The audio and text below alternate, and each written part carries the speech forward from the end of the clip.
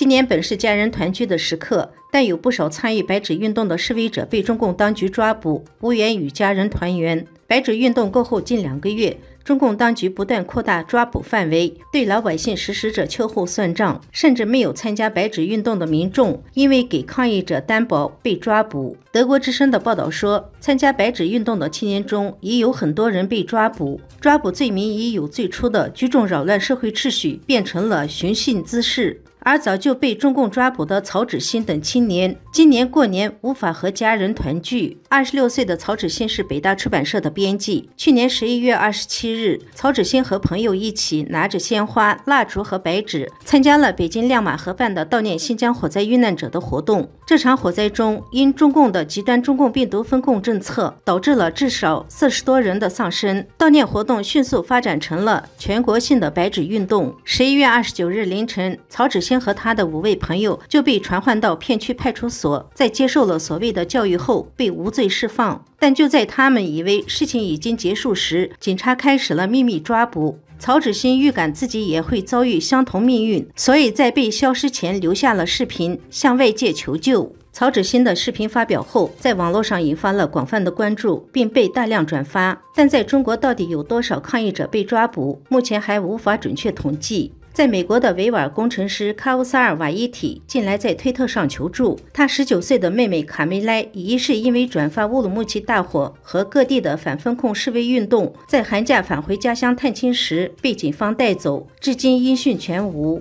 他怀疑这跟白纸运动后中共当局秋后算账有关，呼吁大众关注。自由亚洲电台1月25日尝试致电阿图什公安局、阿图什人民政府办公室，截止发稿都无人回应。凯沃沙尔说，他的父亲在2017年至2019年被关入集中营，这对当时只有14岁的妹妹来说，影响是变革性的。妹妹经历了创伤、孤独与忧郁。2019年夏天，在美国的凯沃萨尔参与了新疆集中营受害者证词搜集的活动。1个月后，他在新疆的家人跟他断绝了全部联系。他最后得知，家人在安全考量下，不得不承诺警方不与在海外的儿子联系。中国官方公布的中共病毒疫情感染人数以及死亡数字令外界质疑。根据中国医疗卫生系统人士透露，近2个月，各地注销户籍的数量比平时增加了3至5倍，2、3线城市更高。根据江苏医疗界人士1月25日接受自由亚洲电台采访时披露，根据医疗系统及民政部门的内部数据，去年12月初至今，注销户籍的人数同比增加了3至5倍，部分地区更多。该人士说，中国2、3线城市的医疗条件差，死亡人数更高，强调官方公布的住院染疫死亡的7万多例中，未提及在医院外的染疫死亡人数。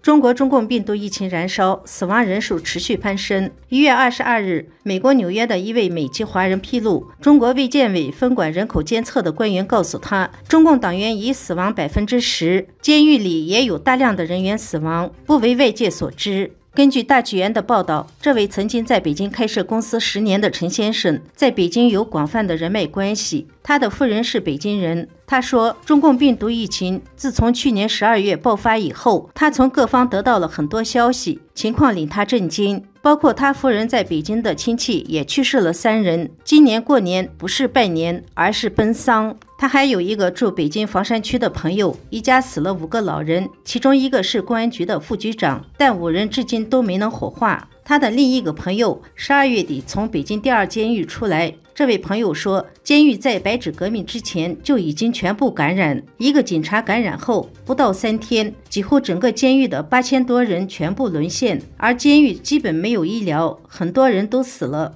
监狱的死亡数字，中共就更不可能公开。中国农村的染疫和死亡人数一直都是在官方的统计数字之外。1月25日，英国广播公司 BBC 报道说，他们实地走访了山西省北部，发现了农村地区死亡数量增加的证据。报道说，当地棺材制造商最近几个月一直很忙，没有时间停下来。卖棺材的村民说，有时候棺材全部卖光，殡葬业还因此发了一笔小财。记者进入农村时，看到沿路都有一堆堆的新土坟，当地农民证实，这些都是新坟，人死了，家属就把他们埋在这里，死的人实在是太多了。